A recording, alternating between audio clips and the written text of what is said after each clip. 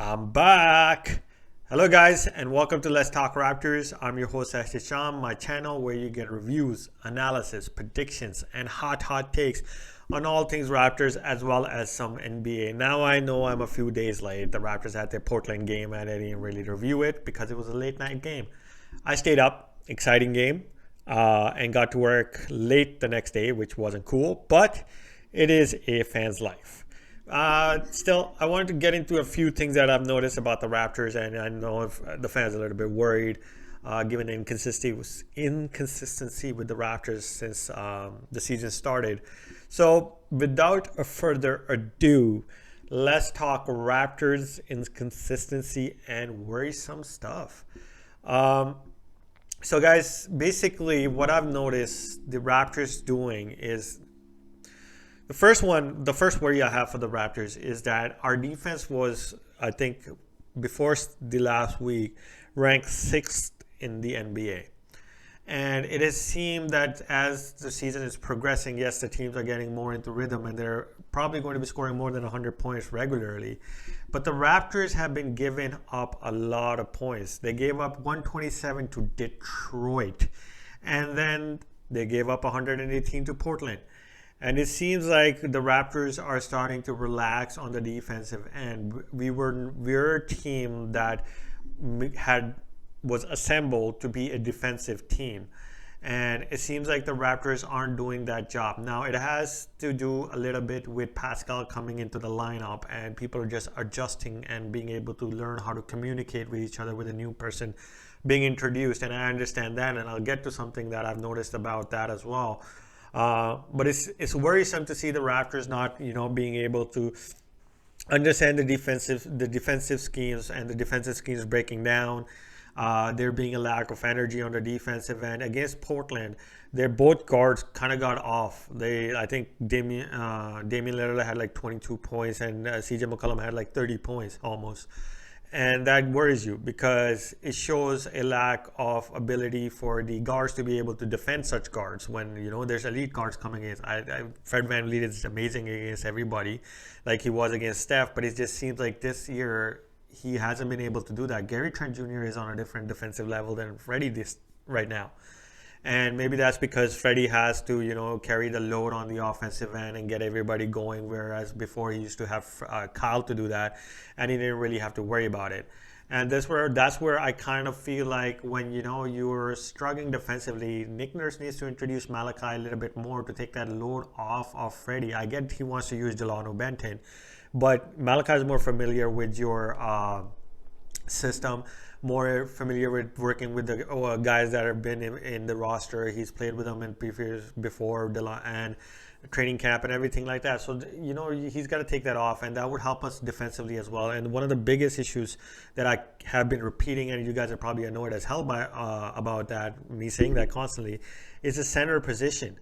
I keep repeating this. So the Raptors do not have that gritty, blocking, aggressive, physical center. We have Kem Birch. Kem Birch is great, no doubt. Maybe he needs to start, but we do need that center like Steven Adams, like Hassan White. Hassan White says sucks at pick and roll, but we still need that the person who would just scare defenses, knowing that he's gonna block and just go up at the rim. He doesn't have to be a three-point shooter. Just clean up everything, and we don't have that, and that's causing a lot of teams to be able to take advantage of us on the defensive side by getting to the paint, shooting it out, getting easy buckets at the paint because they don't fear any sort of blocking, shot blocking and stuff like that. And that's basically all contributing to the Raptors. It's worrisome because this is the same type of thing that happened last year. Yes, we are better now because we have Cumberbatch coming in every now and then, but it's still worrisome because you do need those two, good centers, and we don't have that, and the Raptors need to get that. Whether it's and this is going to be a hot take. I know a lot of Raptor fans love this guy, Chris Boucher, but in my opinion, it's time that the Raptors move on from him. He has shown offensive development, and he's been good, but he's been getting hurt, out of the lineup, not getting enough minutes. So why not use his value and get a proper center in exchange for him? Either as a starter or either as a backup. The second thing that worries me is the fact, and a lot of Raptor fans are now saying, "Oh, why the hell's Pascal, in the lineup and kick his ass out and all that stuff, trade him." And I don't agree with that. Honestly, Pascal has shown that he's starting to get to that level where he's going to be a consistent 20 point, 25 point scorer, all-star level. He's playing defense really great. He's assisting the ball very well. So I don't see him being, I don't know why the fans are hating on him coming into the lineup. It's going to be a transition, but the major issue that I see there is there's 5 players who are going to be sharing the ball, and I did mention this in my last video. So you don't know who's going to eat at what time, and it's just becoming who goes first, who this and that. And in my opinion, Scotty Barnes needs to come off the bench. Whether he gets 30 minutes, 40 minutes, whatever, but he needs to come off the bench, because once the starting lineup goes down in their energy, Scotty Barnes will bring that off the bench. And that would help us, boost the bench unit, because the bench unit has been inconsistent. They don't have Svai Mihailuk. He's been the only guy who's been a little bit more consistent, but Delano Benton has been good. But it's not like they don't have any rhythm. We used to have a bench mob, man. It's just like it seems like there's too much interchanging. There's too much starters playing all the time and stuff like that. There needs to be chemistry developed, and I think Scotty Barnes coming off the bench would be able to allow us to do that and continue that momentums that the starters would be able to give us. And if the starters aren't giving you that momentum, timeout, quick timeout, and bring Scotty Barnes in. He just doesn't have to start.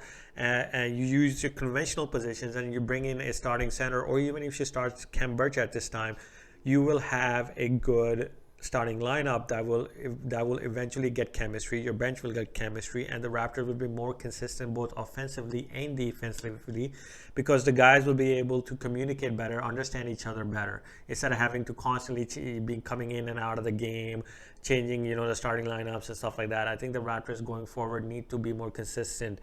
Go back to conventional. I know Nick Nurse loves to be out of the box, but sometimes the box is the way to go, and at least to start the game. The third thing that is worrisome for me, that I feel that the Raptors are currently starting to go into, is iso ball.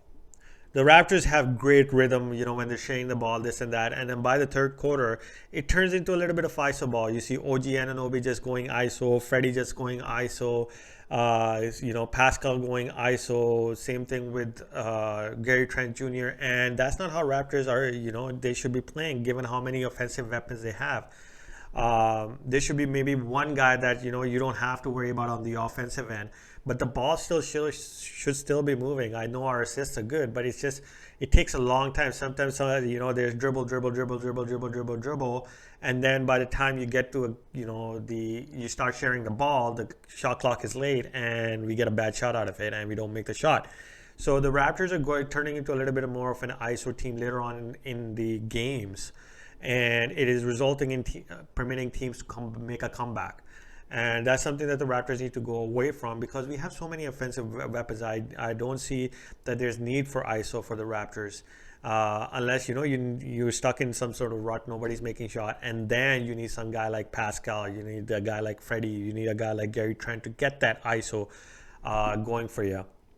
And the fourth thing that I'm seeing is OG Anunoby. Now, I love how OG is playing, but it seems like he comes into the game, is shot, making all of them. Great. And then he disappears after the first half, or possibly most of the time after the first, half of first quarter and, a little bit of the second quarter. And it seems like when he's got it going, it's because he disappears because he's having too much to do on the defensive end. And that's not helping the Raptors out. He's shown you he can be that weapon. He just needs to be able to, Nick Nurse needs to be able to get him the ball more during the third and fourth quarter, so he gets more involved after the half, instead of just putting the defensive assignments on him after he's given you that start. He needs to continue that flow, and that's up to the coaching to be able to give that to him, and also to guide him and how to remain aggressive. And I think if an OG can do that, the Raptors have a good future going forward, where they'll have numerous weapons, like I've said, which they do now, and they'll be more consistent. So those are some of the things that I've noticed about the Raptors that are, starting to cause the inconsistencies of, being in the games and then eventually losing them, or not being in the games at all, or blowing teams out. There has to be a level that the Raptors need to function at, and whether that's remaining close in the games and keeping it consistent, win loss, win loss, win loss, or winning streaks and stuff like that. And I think it is, I get it's because Pascal just came in, but these are problems that have been continuing for a while in the past few games. And there were some games that we shouldn't have won where teams got close to us, but we pulled them out. And it just becomes worrisome, because if this is how it's going to continue, then again, as Raptor fans, we will expect them to have a possible 500 only season, right? And that's not something we want for them. So guys, that's what I have for you guys in regards to analysis of what I've seen up until now. Hopefully the Raptors will do well against Utah Jazz tomorrow. I think the game starts at 9 o'clock. So guys, if you like the content, enjoy the content, please hit that like and subscribe button, help the channel grow. And I will hopefully see you guys either tomorrow night or on Friday with the analysis on the game. Thank you so much, guys. Have a good day.